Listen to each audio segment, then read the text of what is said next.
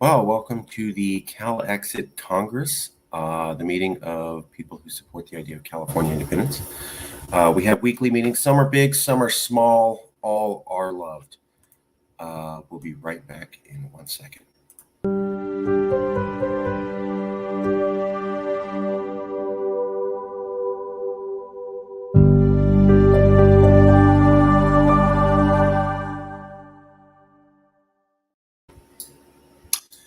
Good morning, everybody. It's going to be a relatively short meeting. We don't have a lot on the agenda. Some of the officers are out taking care of family matters today, so relatively short. We do have a interview that I did with the production company called Different Things Podcast. We showed that around to a couple people earlier that seemed to get some really good reviews. The formal version of that interview will be coming out soon. We also have another interview where I was able to talk to Mark Charles, an indigenous activist, about the Yes California plan to return federal land to the indigenous. We will also be releasing that soon. And then we have the documentary by Awfully Nice, which is a big time documentary coming out in September. So it's August, September, that's weeks away. So we're hoping to have an interview with the Different Things podcast come out pretty soon. And then a few weeks later, we'll follow it up with another interview with the Awfully Nice production team. Additionally, I have another interview today at 2 p.m. With Sam Chaney, who helped initially get me some of the promotions for Calexit. We're going to be talking about how Yes California specifically was able to get the Council on Foreign Relations to change their misleading information about us. 1 second here.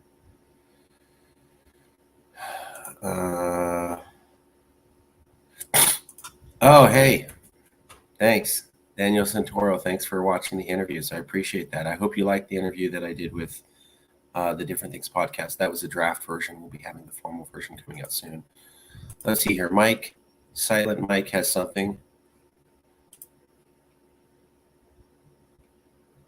Let me just show you guys this, see what you think.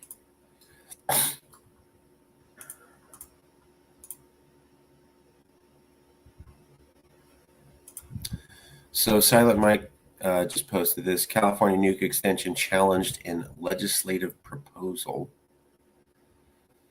A proposed circulation Friday by California Democratic legislators would reject Governor Gavin Newsom's plan to extend the lifespan of the state's last operating nuclear power plant and instead spend over $1 billion to speed up the development of renewable energy, new transmission lines, and storage to maintain reliable power in the climate change era. The legislative plan obtained by the Associated Press reveals mounting tension between the Democratic governor and some members of his own party over a politically volatile issue. The rift revealed 1 week after proposed giving plant operator Pacific Gas and Electric a forgivable loan of up to $1.4 billion as part of the plan to keep the Diaglo. Wow, there's a lot there. So renewable power is not going to replace nuclear that quickly. And so you could spend $1.3 billion on nuclear, but you'd have to spend more on alternative energy to get the same amount of energy output. That's because the alternative energy is less efficient than nuclear. That's not a bias. That's just the state of the technology at this time. Secondly, so there's no way you're going to get the amount of energy output. Secondly, we are not able to produce the amount of energy that we need when we need it. And specifically, that is also because of PG&E. PG&E was also seen at the famous French laundry dinner with Governor Newsom, and PG&E is also notoriously corrupt. Just type in PG&E and corruption. It goes back years. So we know that PG&E has donated to the governor. We know that PG&E was there with the governor when he broke protocol. We know that PG&E is incredibly corrupt. So the governor's plan is to give the nuclear reactor over to PG&E to run. That's a bad idea because they're horrible and corrupt. At the same time, renewable energy is not as efficient as nuclear. And if we're really going to have a renewable energy future, California has invested nothing close to what it would take to actually do. I work in climate change. So we import most of our power from states that burn oil and coal. We don't actually do renewable energy. We import it from other places. So, all right, let's see here. Bank overdraft fees costing consumers millions. Okay, that's interesting. New York Times and old medicine grows new hair. We are okay. Oh, Jason, what's up? Hey, my apologies. I was having a little technical difficulty going on. All good. All good. Not a lot going on today. I was just talking about how we showed a draft version of the interview I did with the Different Things podcast, David Rodriguez. We had to take that down. We'll have the formal version coming out soon.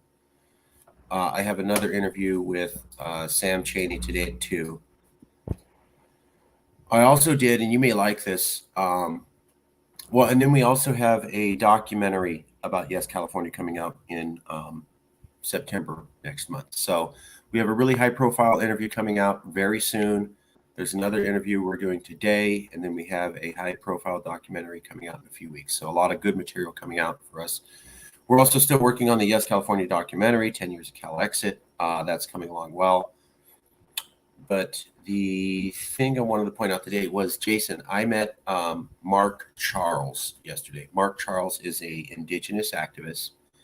He is known across America for his book, Unsettling Truths, where he talks about how indigenous people had the land taken from them and it should be returned.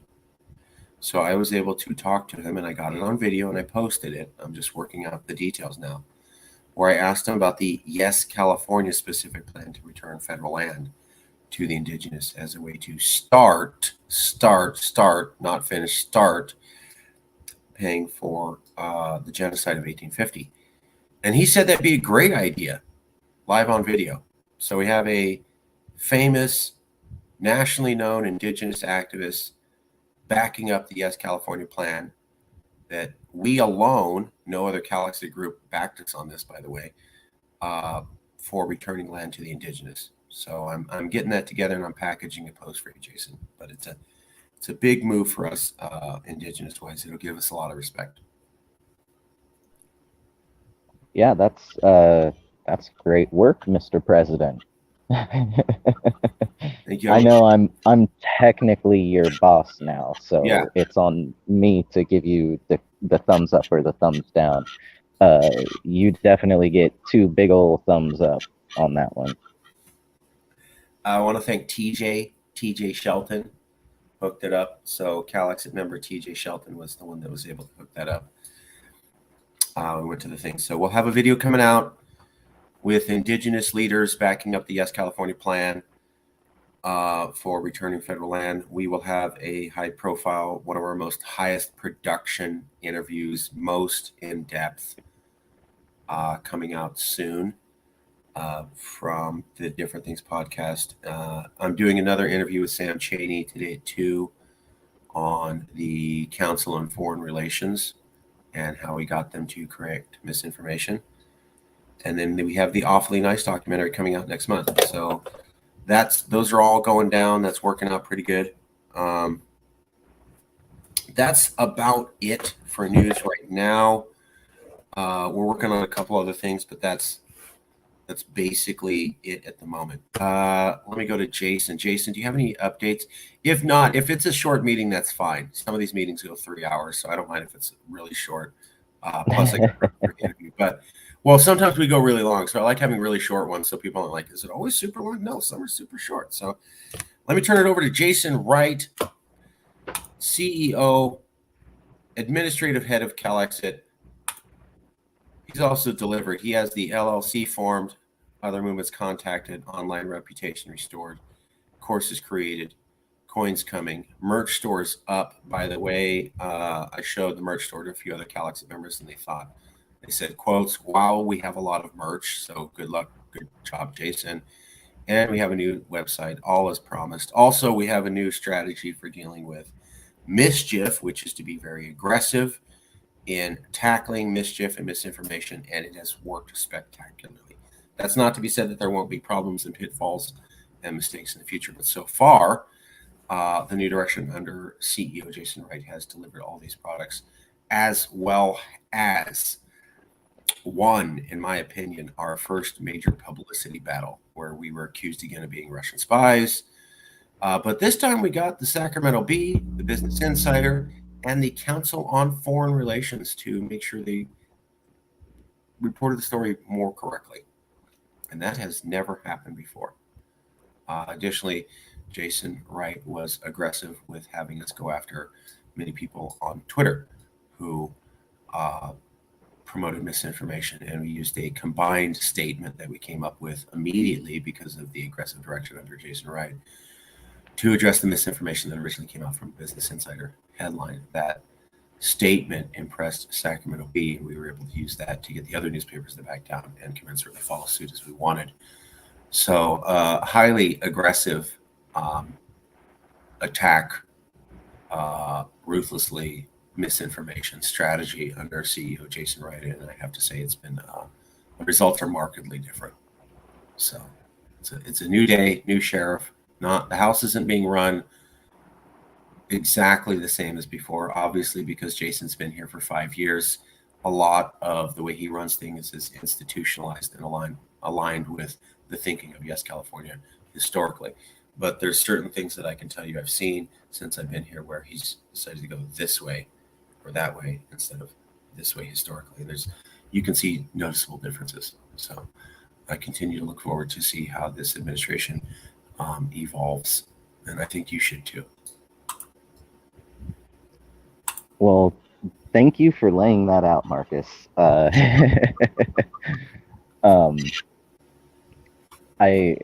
I sometimes don't realize just how much I plow ahead when I, put my head down and get to work.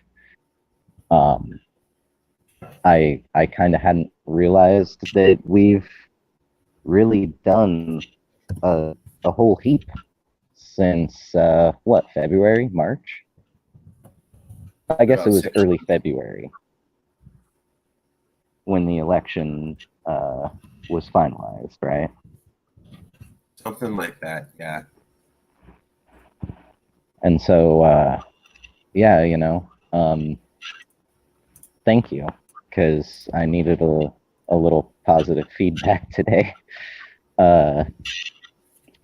Updates from the head include Calicoin, small update, nothing big. Sorry, don't get your hopes too far up, but it's fine. Keep tuned this in. Is the nature of this business. We think the kinks have been worked out. We think we figured it out. We'll have to see.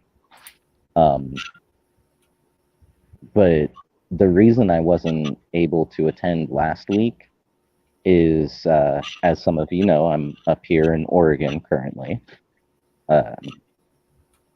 Bridge building. That's what us Californians do.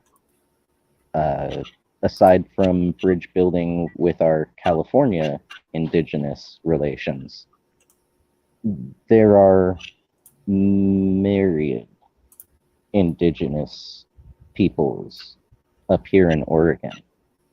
I did I've been to Oregon and Washington both before. I've been to Washington actually just a couple of years ago.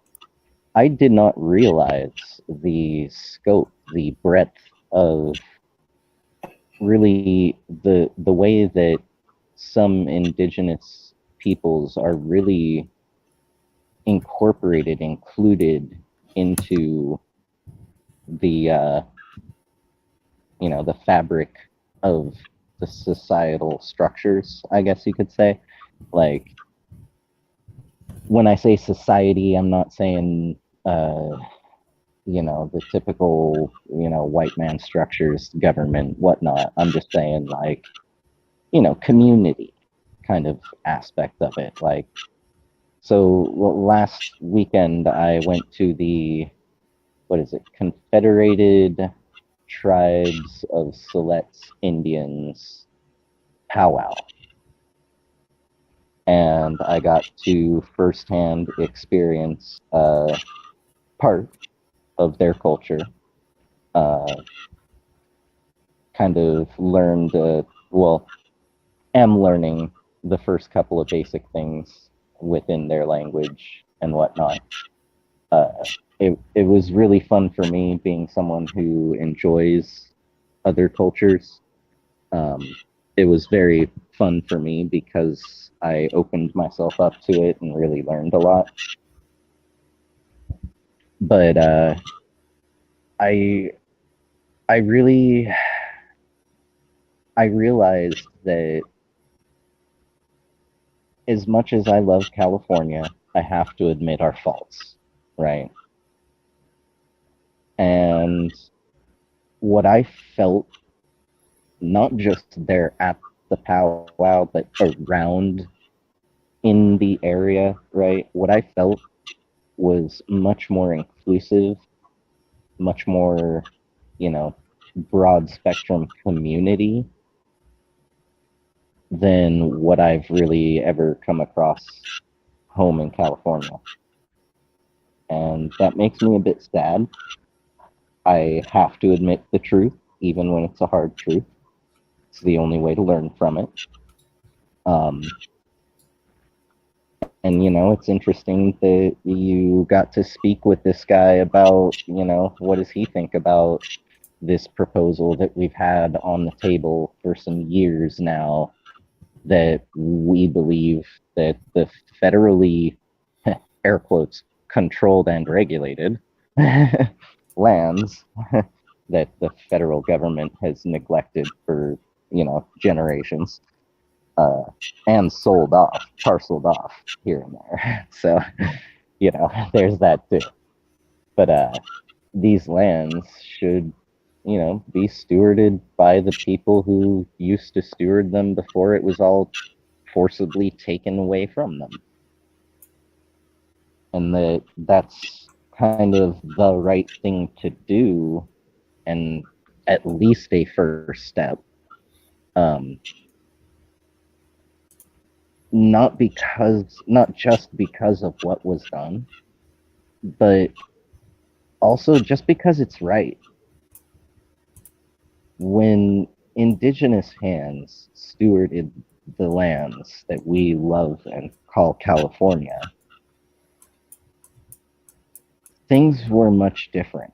And not just the first non-indigenous peoples, but like, generations of non-indigenous people arriving to California would make proclamations about its beauty. And, that, like, this place used to be a gem on planet Earth and has since been turned into a half-burnt garbage heap. And I love California too much to not admit that it is nothing like what it was when I was a kid. It is rapidly deteriorating, and we need to do something about it. And I think really the right thing to do is, like, return control and stewardship and the decision making of what does and does not happen on those lands. Return that to the people who know the best. So I find it, rather serendipitous. It's like the universal timing. The universe is trying to tell us, yes, reach out to your indigenous brothers and sisters. Make sure that you really feel within yourself, these are my brothers and sisters. We're all Californians, right? as far as California indigenous peoples go. We're all Californians. We are all brothers and all in this together. And I think now is the time where we really need to reach out, strengthen, like it's not even re-strengthen. We have to build these bridges and reinforce them to a point that it's not going to be easily taken down. And that way we can all work together, all of us Californians. We can do what's right by ourselves, by our beloved golden land, and by our future generations. Wouldn't it be nice? I mean, can we just play Let's Imagine this for a second? And wouldn't it be nice if you don't have kids already to be able to have kids and take them all over the vast spread of California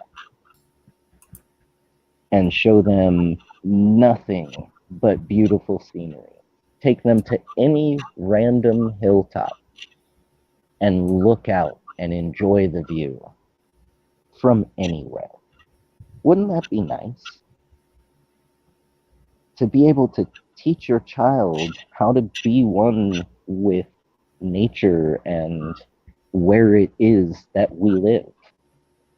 How to live and live life and still be a human while being as non-detrimental to our place as possible. Wouldn't that be nice?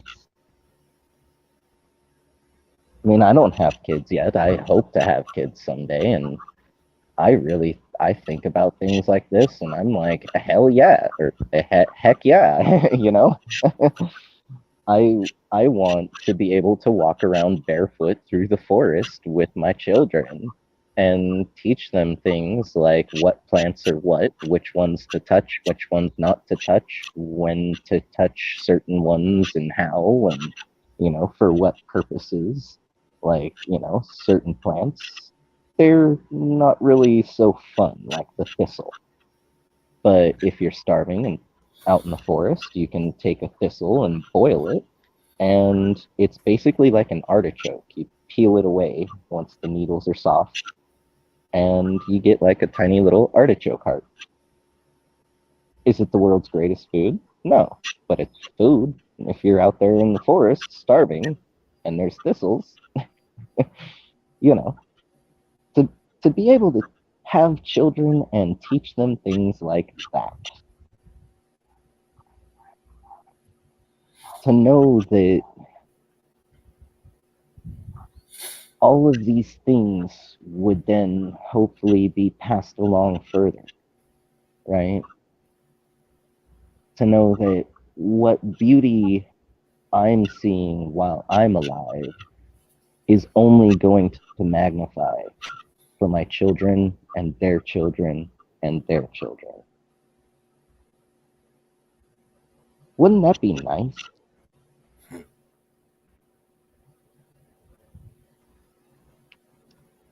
So that's the end of Let's Imagine That Time. I hope it, you know, I hope it inspired some folks and really gets some of those mind heart strings humming, because we're really all in this together.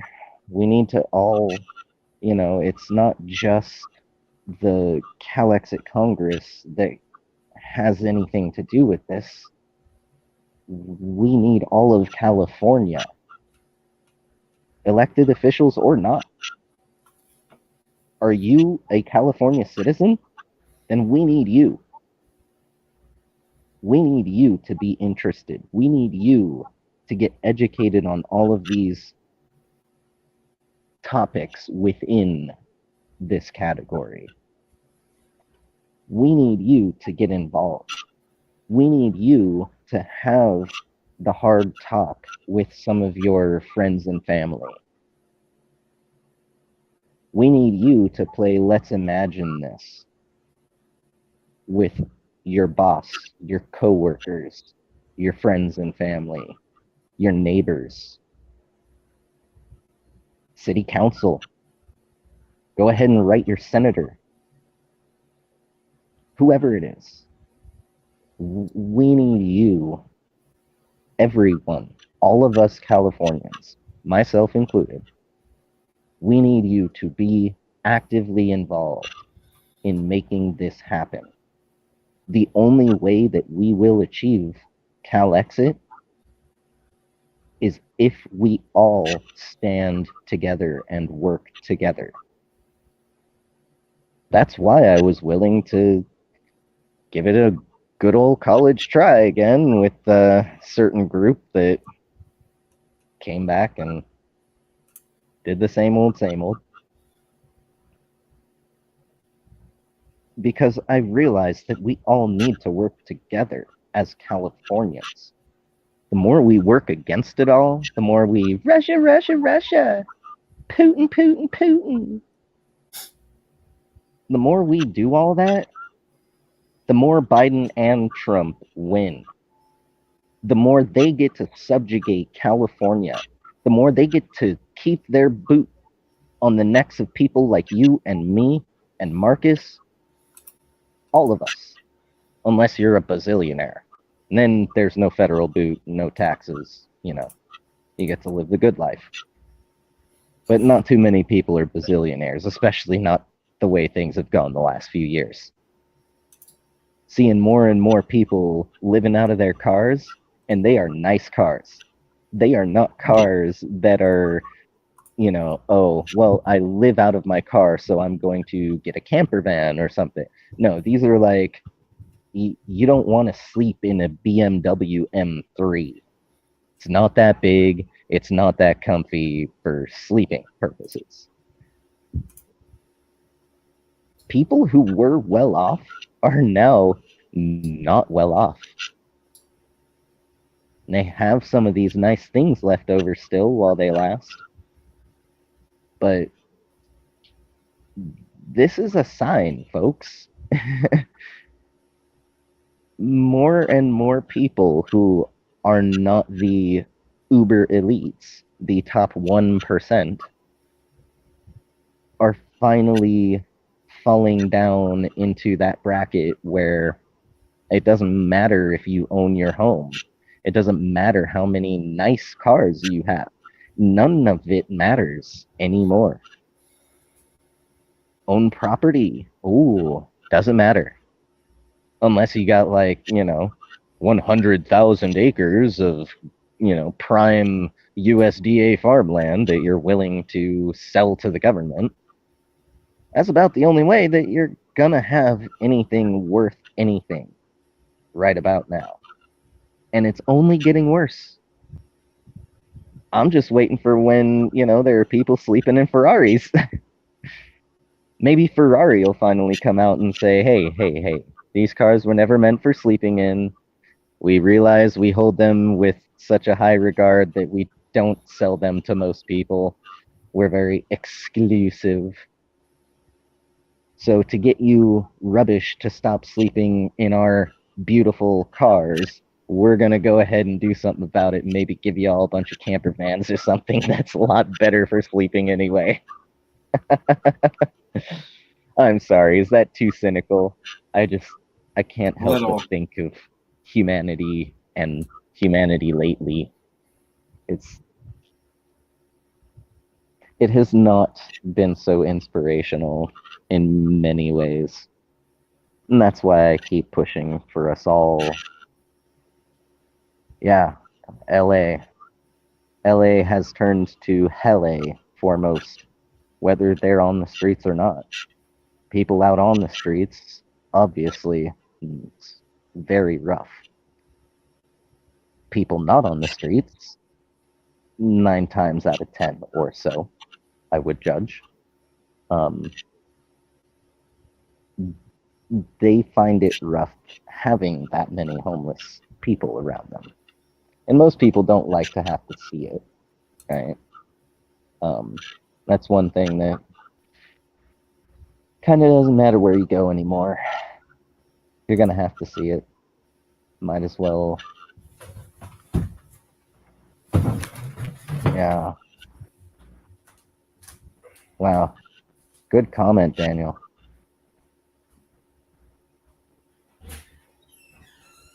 Yeah. Well, and see, I agree with it all other than the word hate. I don't even hate the United States of America. I don't want to see the USA crumble and collapse and all that. I just realize that the federal government and the structure, no matter who's been the leader and who all of the sub leaders are, it's always been subjugating the Californian voice and the Californian way of life because it needs us in order to do what it wants to do.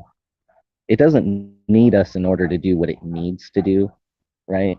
And that's take care of the people. It doesn't need us for that.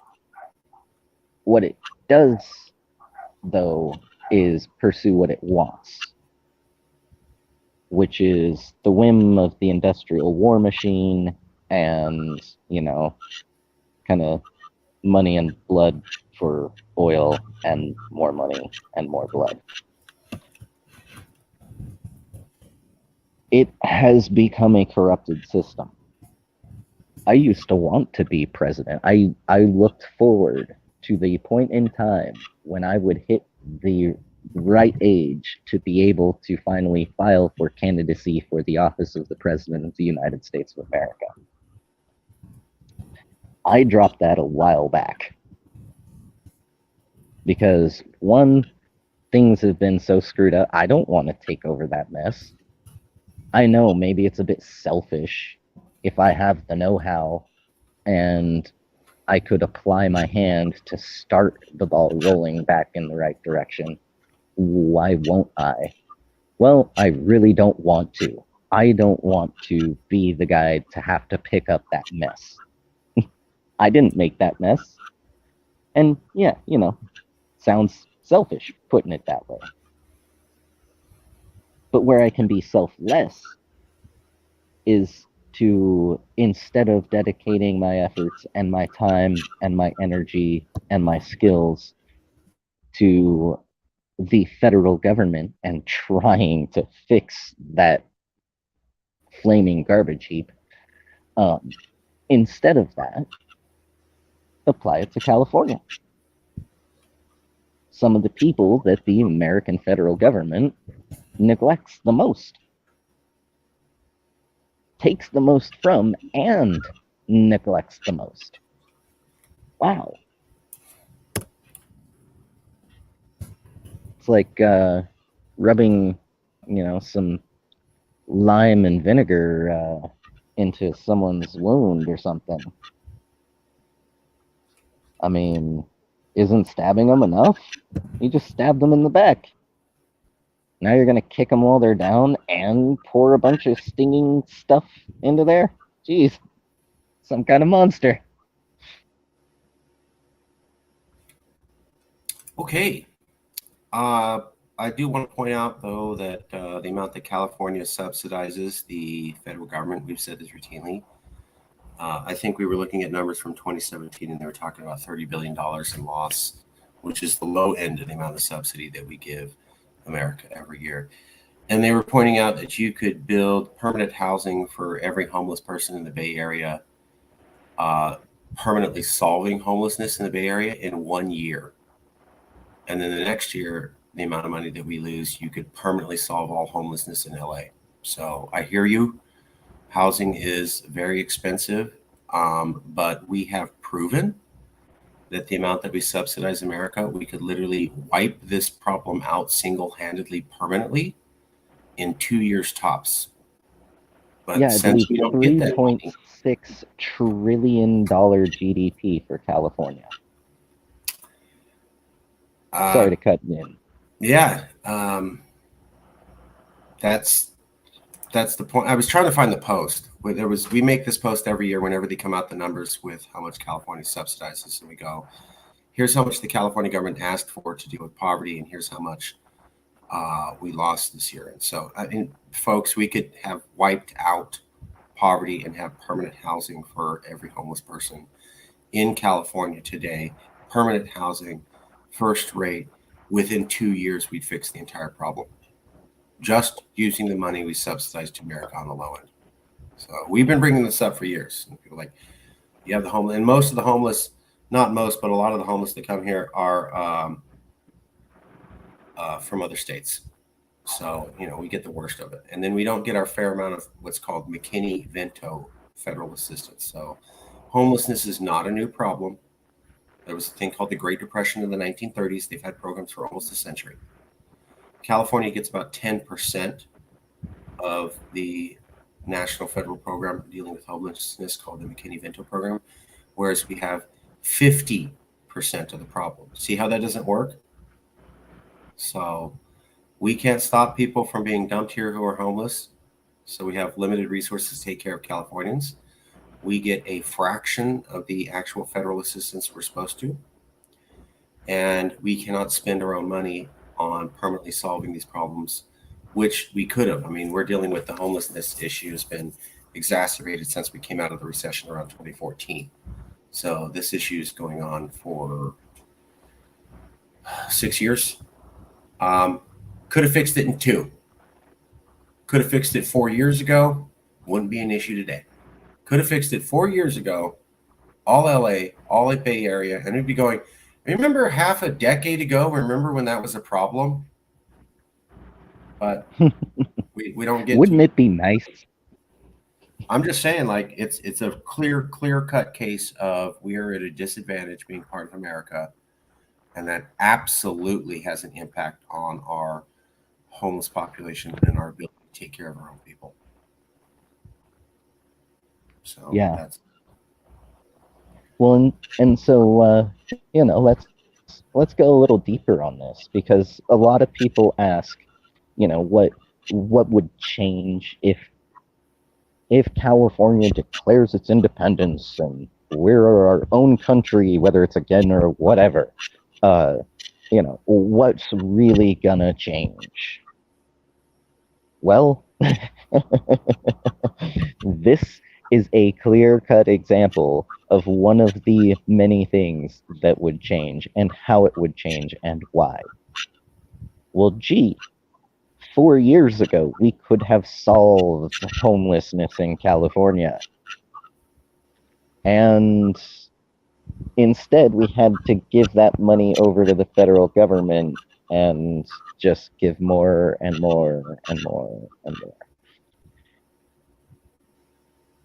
And so if we were no longer tied to the government having to pay the federal government these obscene amounts of money every year, we would be able to easily, and this is why I pointed out the estimated figure of California's GDP,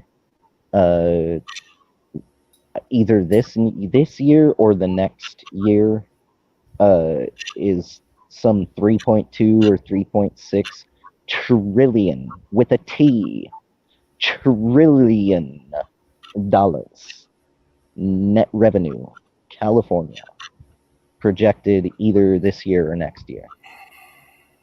Which is why the American federal government's like, oh yeah, another $600 billion here, another $800 billion there.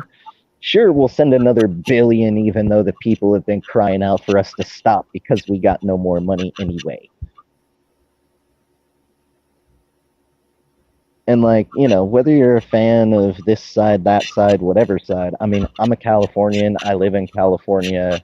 What's happening over there in the former Eastern Bloc isn't really affecting me all that much, other than like socio-political stuff. But I gotta say, you know, even mainstream news has pointed out how President Zelensky like took a bunch of that money and went and partied with his wife and bought some like multi-million-dollar villa in Spain or something. Like they're giving this dude the money that we need, that's our taxpayer money, and he's going off and living the high life. He's part of the 1%. I'm just saying, like, this is the government that we have. They are going to keep doing this, and they are going to, as witnessed by recent events, they are going to do this with other people who fall in line with them around the world, other regimes. I mean, we can look at Saudi Arabia. Are they a democratic country? Are we doing all this business with them, with the industrial war machine, because we value their democratic due process and we want to see it protected at all costs? I don't know. Maybe you can ask Mr. Khashoggi's family about that. Don't ask Biden about it, because he's not concerned. He's making, well, maybe not personally, right?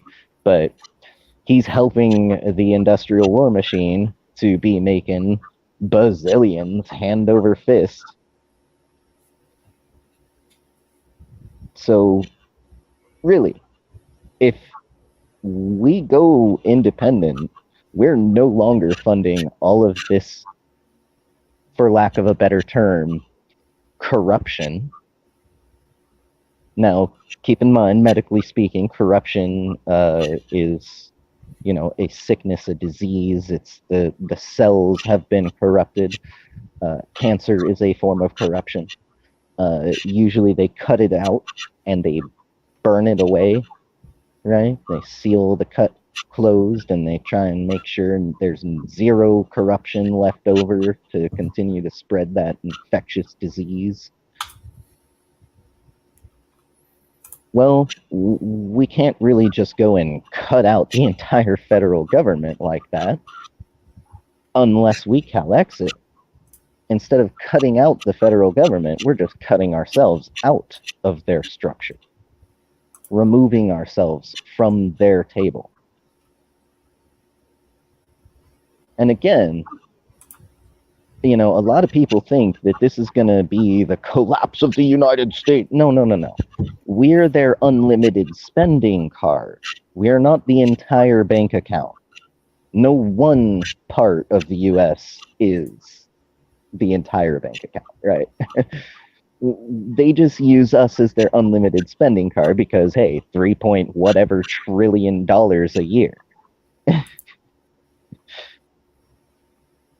So if we're no longer doing all that, the one thing that they really lose out on is being able to go and fund warfare around the world. For those of you who absolutely love war and go into war with everyone else in the world, my apologies. I don't mean to offend you. I just don't really see things that way. For sane, reasonable, rational people, hopefully you can see what I'm getting at here. More peace because there's less money for war. Jason, can I show something real quick? Yeah. Okay, great.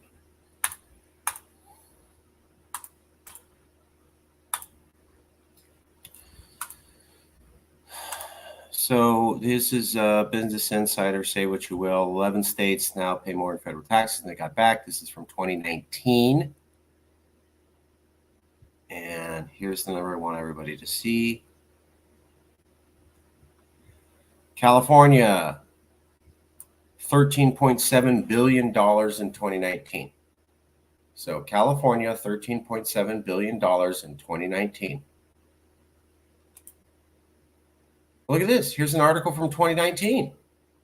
It would cost $12.7 billion to end homelessness in San Francisco $12.7 billion is the price in 2019. 13.7 billion is what we lost in 2019. 12.7 is what it takes to end homelessness in the Bay Area in 2019. 13.7 is what we lost in 2019. So I just wanted to make that really clear for everybody. How we lose. So hope that was clear for everybody. We lose. We spend the amount of money on other people, and we can't take care of our own people. So it's And literally, also, it's not like with all this money we're giving that the rest of the country is solving homelessness. It's not like by removing our payments from their system that means that homelessness somehow is not getting solved over there, because it's not even getting solved with our payments. We could have done it for California. Man. And, more people off of the streets in stable environments, able to fully, properly care for themselves and live life, usually end up being productive members of society.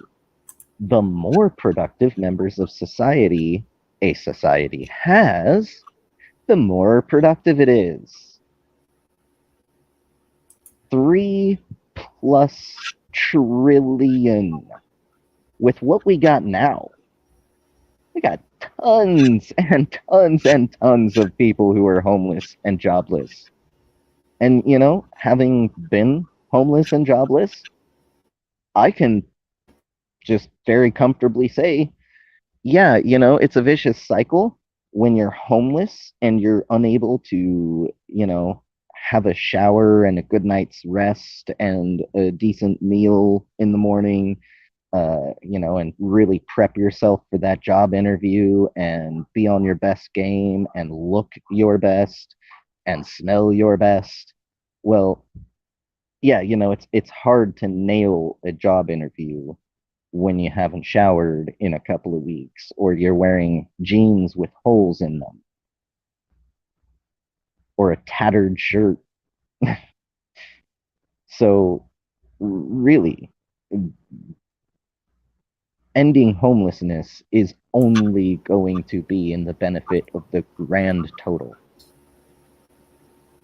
It's not going to detrimentalize at all. A lot of people, when talking about solving homelessness, they go to that you just want a free handout kind of mind space with it.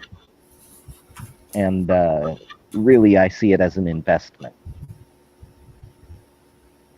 It's much more like putting some money into your business so that it can continue to operate for the next couple of years, rather than taking that money out to, Tijuana, or maybe go to Sao Paulo, or, go hit Hong Kong, right? Go party it up in Beijing. Rather than do all of that with the money and sure, it's your company and you made the money. Rather than do that, you put that money back in, and you get to have that company that makes decent money for the next few years. Wow. So you don't have to make absolutely certain that it stays alive every single year, because now it's secure. Wow. People call that smart business. Well, the nation of California, the, Republic of California, investing into its people is very much that all right there. Invest into your people. They will produce. Sure, some of them may not. And, in a land of 40 million people, roughly, well, few people produce less or none at all, it's not really going to hinder the entire thing.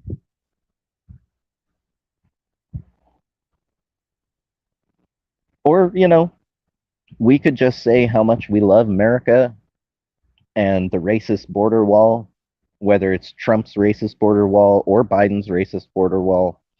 You know, we can continue the subjugation, continue to do things the way that we've done them, continue to spiral downward. It's our choice.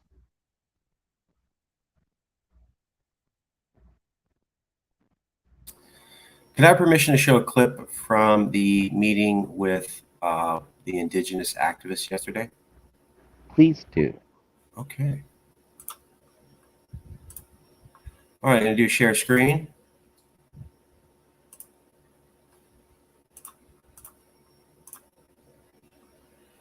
Let me make sure this is loud so everyone can hear it. Okay, here we go. You do it with their reasons.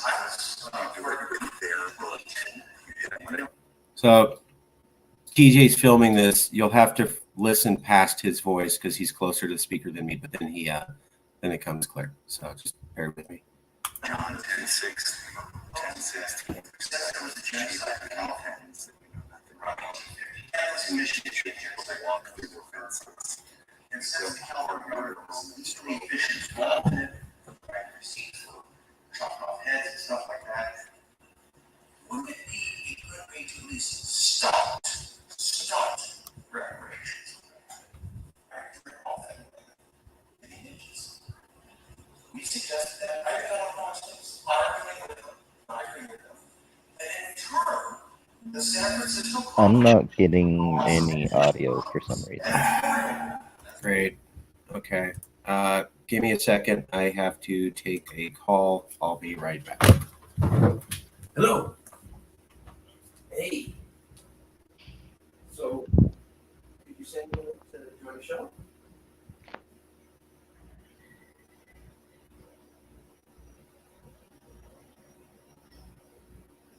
Say what? Where do you go? Marcus.ruiz.evans at gmail.com. Okay, I'll be free at 2. Okay.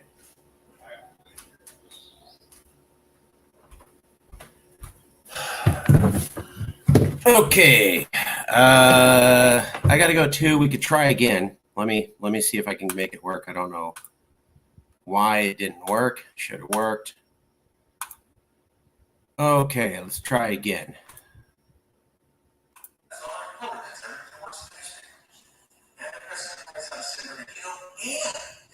Can you guys hear that?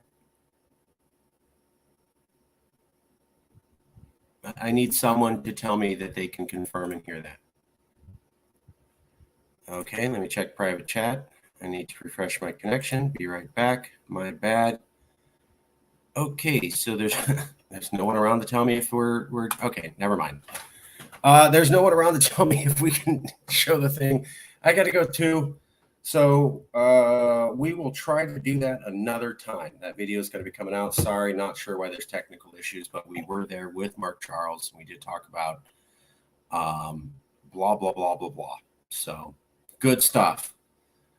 Sorry, I have 15 different things going on right at the minute. So want to say thanks to Yeshua for letting us go to that meeting yesterday. It was great. And I would show the clip, but I would need somebody to tell me if the audio is actually coming through, and we can't do that at this minute. So what to do? Let me see if I can show the clip again. Oh, there's Jason. Hey, Jason.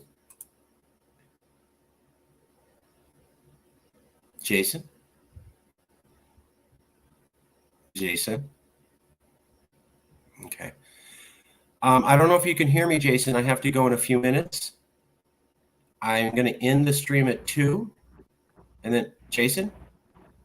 Yeah. Okay. I have to go do an interview.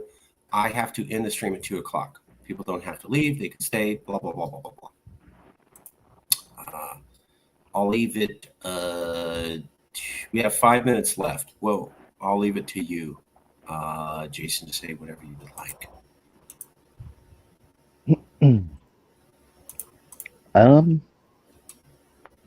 You know, no like heartfelt speech or anything today. Just a little bit of a somber reminder that as good as we are, as productive as we are, as hardcore as we have been plowing ahead in these rough waters, we are only so much, can only do so much. What we need is for all of California, all of our Californian brothers and sisters to come together, get interested, get educated, get involved. We need you. If you're a Californian, we need you. You need you. We all need you. We all need each other. We need us. And it's, it really is a decision that we're all going to have to make. We've seen the beginning of armed conflicts. Some people like to say that the Civil War started with a certain event. Really, what kind of kicked it all off was the Fugitive Slave Act. The raid on Trump's compound at Mar-a-Lago was kind of that Fugitive Slave Act first strike thing that has already led to bloodshed. We have seen blood spilt now. So,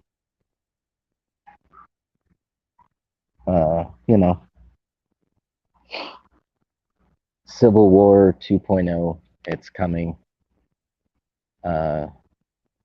As really unsettling as that is to have to say, it was an up in the air, uncertain thing, right?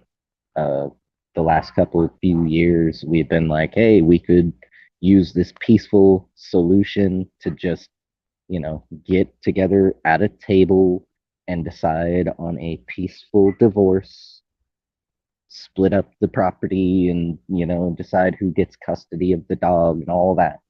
But without shots being fired, there was a real, substantial solution, very viable option.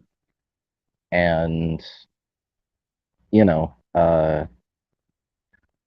there was a guy who took it upon himself to try to kill federal agents or something. And he was shot down. He was shot and killed by those federal agents.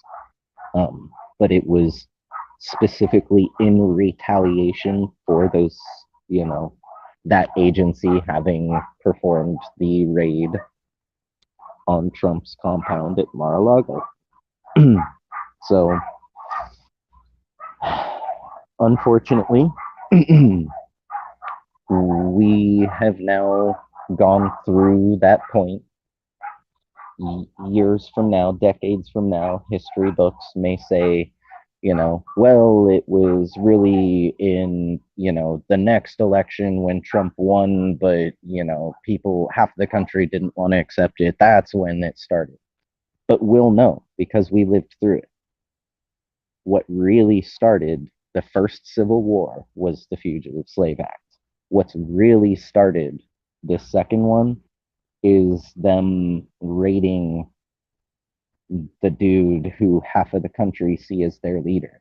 Yeah, I get it. Half of the country doesn't see him as their leader, myself included. But you can't not acknowledge the fact that the other half of the country sees him as their leader. That's not, a fringe 2% are, coming and saying yada yada. No, it's half versus half here, folks.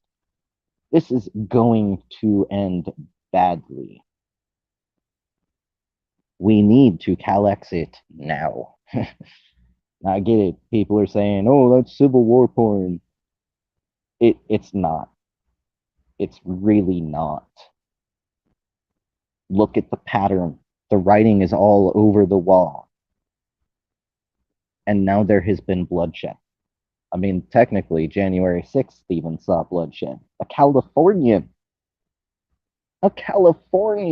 was shot and killed. She was, they had unlawfully broken the window on the entrance door, which had been locked. It was clear that they were not being allowed entry. They forced their entry, and unfortunately, Ashley Babbitt died from that gunshot wound. She was a Californian. So, when folks say, why are you talking to the people on the right? Hey, there are Californians who are on the right too. California is very diverse. And we need everyone. So, I'll go ahead and leave it at that and just say, Viva todos Californios. Sí se puede.